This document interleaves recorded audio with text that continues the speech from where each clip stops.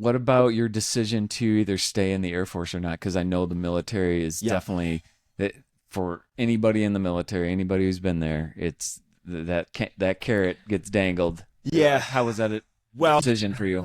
So when I got, and admittedly, so I had some disciplinary stuff that had happened. I got 2 Article 15s. One was because I refused to cut my hair.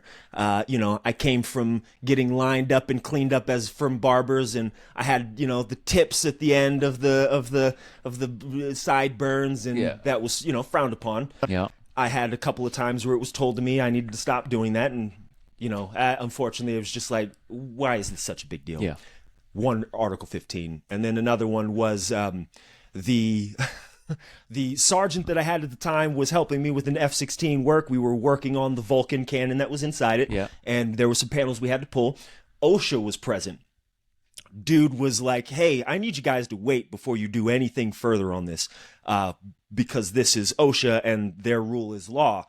Well, my sergeant at the time, was like, "Well, we're going to do this anyway."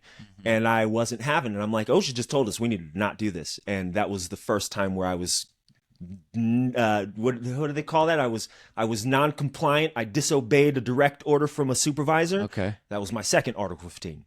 Well, I say that to say this. So I went and got offered by my chief master sergeant what they were doing at the time called force shaping. They were asking people who wanted to get out of the military if they wanted to leave, and they were going to let people out on a honorable discharge. Sure. I was told this by my chief master sergeant. We're going to get you out on an honorable. It'll be good. I mean, only 1% of the United States ever serves our armed forces. So, just the act of doing it is enough to be able to at least be given that in regard. Sure. I had some disciplinary, but it wasn't anything egregious. Right. It was just, these things of me just trying to, whatever. Yeah. On my day of arraignment for my leave, my chief master sergeant took vacation. I got replaced with another chief master sergeant.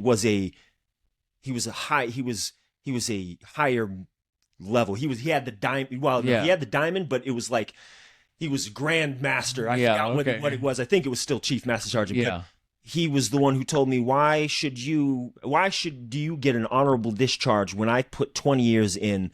In a sense, talking me down from what would have been an honorable discharge where I would have gotten my GI Bill to a discharge with, general discharge. Yeah. I got a general under honorable conditions. Yeah. And so I ended up getting denied, the benefits of being someone who served his country in that regard.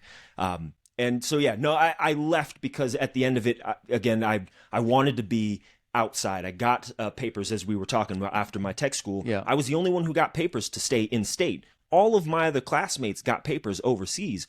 That was my first defeat. I was like, I joined here because I wanted to go. I wanted to get out of the country. Yeah. And then didn't get that. And then the second one really was, well, sorry, you only were here for 3.5 years. Why should you get honorable discharge? And that's kind of where I was like, tough. It's tough. And for what it's worth, I loved what I did. I enjoyed my job. I did great. Load barn had nothing but high scores all the time. It was one of my favorite things to do. Yeah. But unfortunately, the bureaucracy behind it, I just kind of, I think I got worn out from the nonsense in that regard. Yeah. And I was just it sounds like in talking to you, you have a very big picture now. You're kind of like out of the matrix, and just so like you're not alone. Like my military career did not end well either. And I went through a court martial. God. So yeah. But the point is like you just realize that it's not everything. Yeah. Right. And there's so much more to life. Yeah. So what is the biggest lesson you've taken from that? The what is it? What they say? What shines isn't always gold, or the thing that looks shiny, that looks awesome, that looks like it's gonna put you in a place of success or status, sometimes isn't the thing that you think it is.